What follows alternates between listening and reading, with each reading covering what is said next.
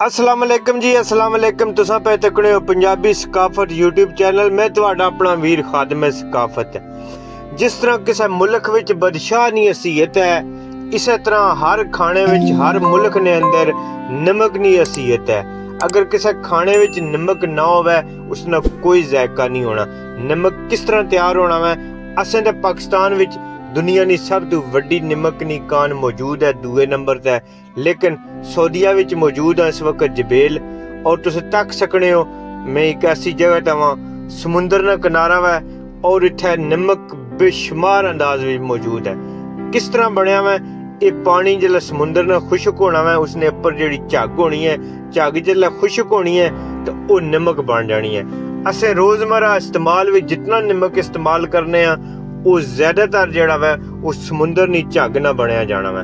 तुसां सामने मैं तक सकने हो जनाब, कोई धोखा नहीं, कोई ठगी नहीं, कोई फरेब नहीं। जिथे तुहाडी नजर जा तुहानू नमक ही नमक नजर आ, बिल्कुल नमक तक सकने हो।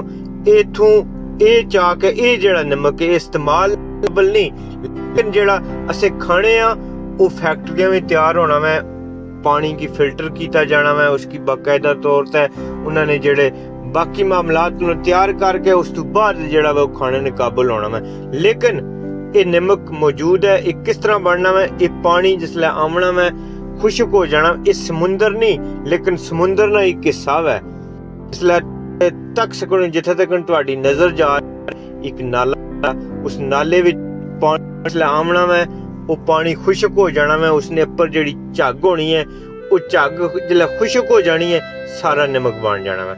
तुस तक सकने हो जनाब जिथे तक तुहाडी नजर ये सारा नमक है जिहड़ा तुहानू नजर आ रहा ना, तकरीबन जमीन ने उपर 1-2 इंची जिहड़ा वै ये नमक जमे आ। कुछ जगह ते ज्यादा वै, 4-4, 5-5 इंची भी जमे आ, लेकिन 2 इंची 1 इंची जिहड़ा वै नमक जमे तक सकने जनाब। ये सारियां जितनियां ढेरियां नजर आ रही तुहानू ये नमक नहीं आन, ये नमक है, ये जबेल विच मौजूद है जनाब।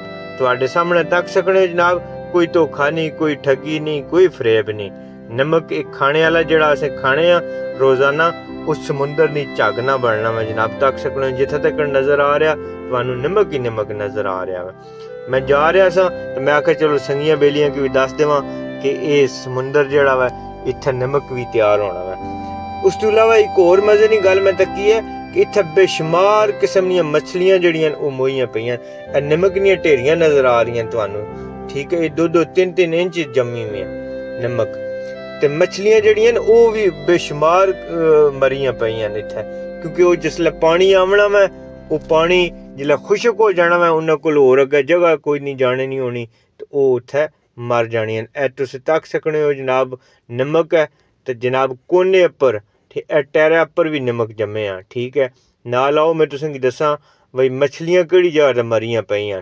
ए जनाब तुस एक कोने ते जिसले पानी जिथे तक आमना ना उत्थे तक जनाब तुसें की नजर आवसन मछलियां ए दसियां ने, इत्थे तक पानी है और इत्थे तक नमक है, थल्ले नमकियात है सारी, ये सारियां मछलियां मरियां न।